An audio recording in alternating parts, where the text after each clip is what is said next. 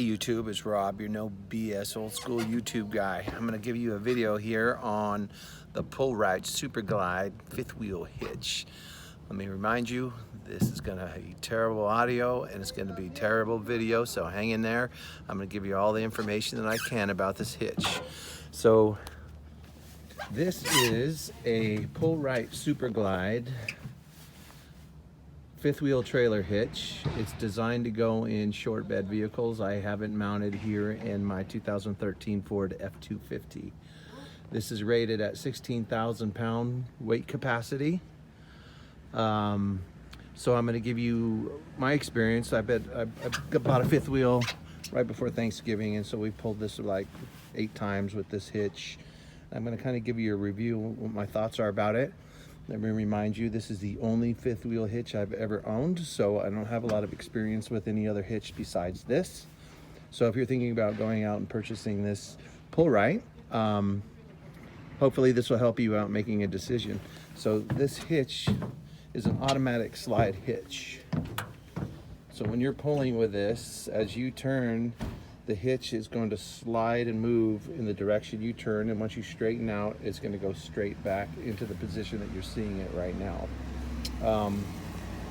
This is mounted in my truck. It's got a mounting accessory that goes on this, so you can fit it just about any truck. Some of the newer Fords with other options, they have like a 4-puck attachment option. My truck doesn't have it. If your truck does have it, you don't need these. Those go away, and then it bolts directly into your bed with just a quick little turn attachment. It's like a L-shaped bracket. You push in and you crank in and you're good to go. You can take it in and out. This would be kind of a pain in the butt right now because it's permanently bolted down to the ground. So you would have to just detach it off these bolts right through here to get that thing off. But it's going to stay in my truck, so I don't care. So let me talk about how this thing works.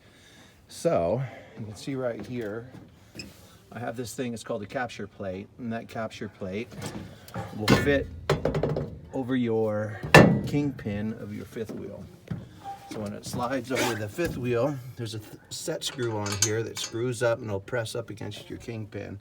It kind of works a little bit funny. Every time I put it on, when I've detached the trailer from the hitch, it tends to fall off. So this little set bolt right here doesn't really work all that well, but it only has to work long enough to get it hooked up to your fifth wheel hitch. Once it's locked into the jaws of the hitch, this doesn't matter anymore. So you can see there's this metal bracket right here. This is what uses the sliding system to catches, so it helps it direct it in the direction that it needs to go when you're making your turn. So that'll fit right on top of here, lock in, all good to go. So to hook this thing up, just like any other fifth wheel, well, this is a little bit different because you have to make sure you're lined up straight, or otherwise it won't catch and grab. So make sure that you back into your kingpin straight, and when it engages, this yellow arm right here is going to slam back in and it'll let you know that you're engaged into the hitch.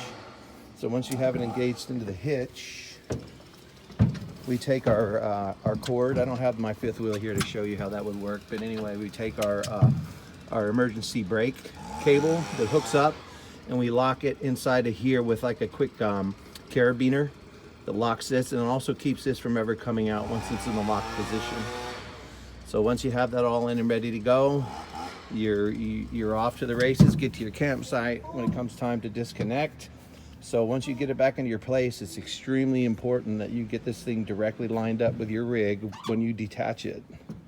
If you don't have it directly lined up, it's not going to detach. I learned the hard way. I went in and got everything set up on my trailer. I got everything down. I got everything hooked up, and I was going to detach from the trailer, and I couldn't get it loose because it was on an angle. So I had to reverse everything, straighten out the truck again, and then back it out. Once you got it lined up, it backs out okay. One of the other issues I find with it is that when you're in line and getting ready to disconnect, there's pressure that goes up against the jaws, and when you pull this handle back to release the jaws, sometimes you have to have the truck move forward and back. I just have my wife go like maybe an inch forward, an inch back, while I'm ripping on this thing, and then we'll pull out, and then you can disconnect. It works really well. Like I said before, it's automatic, so you don't have to go out and engage anything to actually turn it. I know some of them you have to do that, but not on this Pullrite. All in all, it's been pretty good. We were at a campsite. We were pulling away. One of our neighbors saw this thing in action, and he started freaking out. He thought that my hitch was falling out. He'd never seen a slider hitch before, so it was kind of funny. But anyway, they work pretty good. Other than that, they're a little noisy. When you take turns, you know, you might feel like this thing's flying out of the back of your truck, because it does make some noise when you make some turns. But once you get used to that, know that it's going to happen and there's really no harm going on, you'll be all right with it. Chunks a little bit front and back, not too much though, but there is an adjustment for that. You can adjust the chunking with this. It'll tighten up the movement going frontwards and backwards, and so you can eliminate some of that. So far so good.